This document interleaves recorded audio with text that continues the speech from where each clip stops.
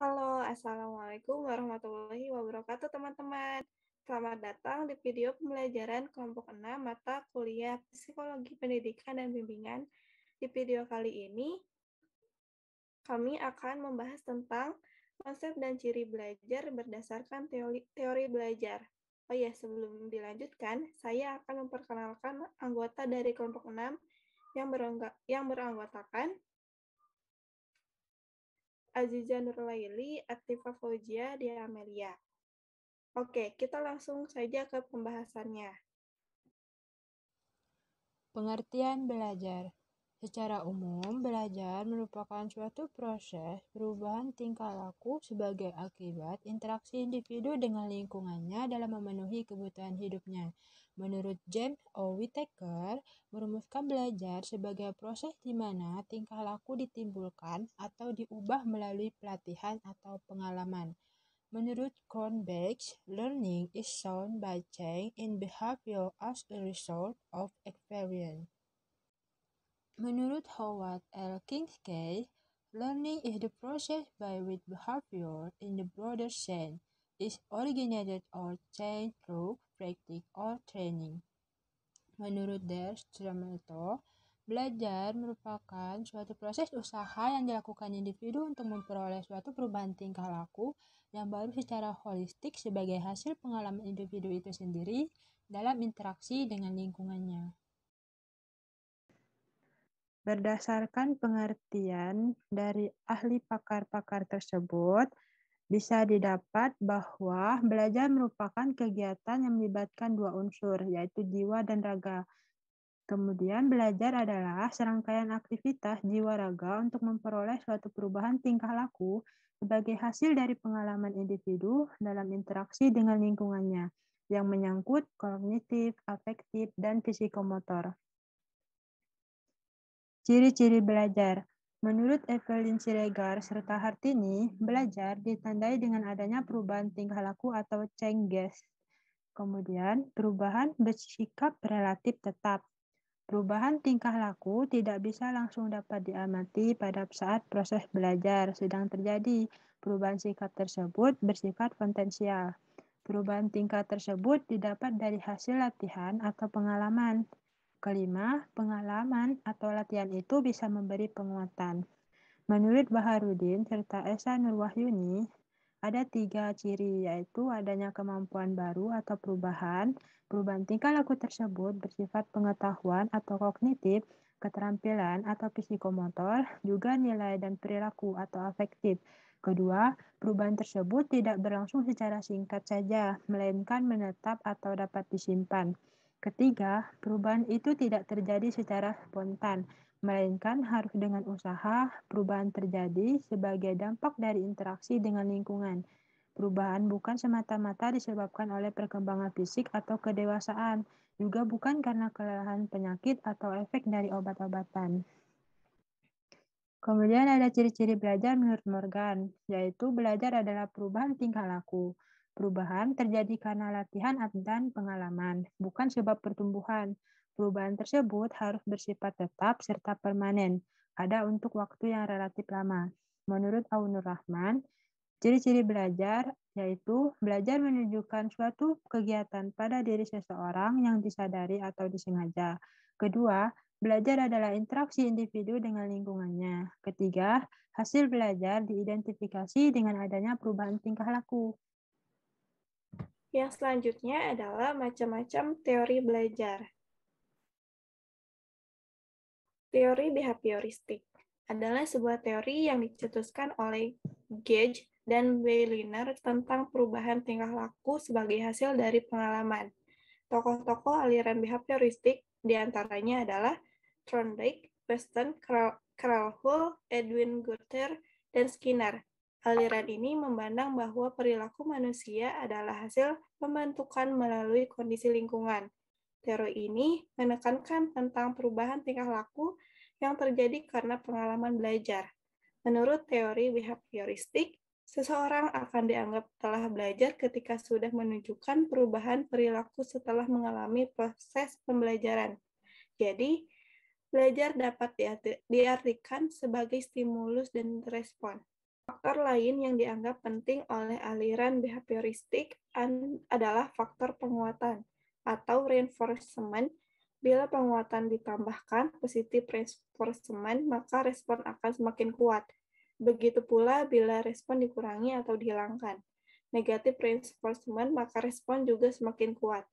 Beberapa prinsip dalam teori belajar behavioristik meliputi yang pertama, reinforcement and punishment, kedua, primary and secondary reinforcement, ketiga, schedule of reinforcement, keempat, contingency management, kelima, stimulus control in operant learning, keenam, the elimination of preferences.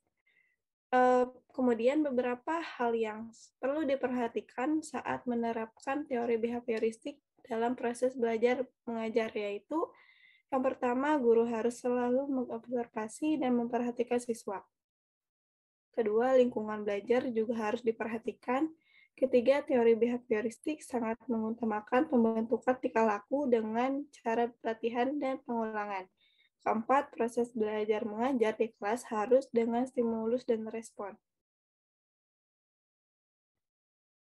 Teori humanistik.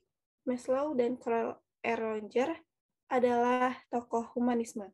Menurut aliran humanisme, bahwa perilaku manusia itu ditentukan oleh dirinya sendiri, oleh faktor internal dan bukan oleh lingkungan ataupun pengetahuannya. Manusia yang mencapai puncak perkembangan adalah yang mampu mengaktualisasikan dirinya, mampu mengembangkan potensinya, dan merasa dirinya itu utuh, bermakna, dan berfungsi, atau full functioning person. Belajar tidak akan terjadi bila faktor intelektual dan emosional tidak terlibat di dalamnya. Teori belajar ini lebih cenderung melihat perkembangan pengetahuan dari sisi kepribadian manusia. Hal ini disebabkan karena humanistik itu sendiri merupakan ilmu yang melihat segala sesuatu dari sisi kepribadian manusia. Teori belajar humanistik juga memiliki tujuan untuk membangun kepribadian siswa dengan melakukan kegiatan-kegiatan yang positif. Teori belajar humanistik menekankan pada pembentukan kepribadian, perubahan sikap, menganalisis fenomena sosial, dan hati nurani yang diterapkan melalui materi-materi pelajaran. Dalam teori ini, guru sangat berperan sebagai fasilitator untuk siswa. Berikut ini adalah beberapa hal yang perlu diperhatikan saat menerapkan teori humanisme dalam proses belajar mengajar.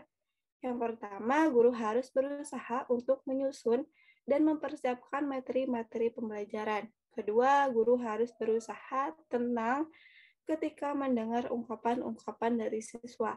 Guru adalah fasilitator, guru harus dapat mengenali dan menerima kelemahan-kelemahan siswa. Kelima, guru harus mengetahui keinginan dari setiap siswa. Teori kognitivisme. Tokoh-tokoh kognitivisme yaitu Jean Piaget, Jerome Bruner, Ausubel, dan Robert M. Guerini.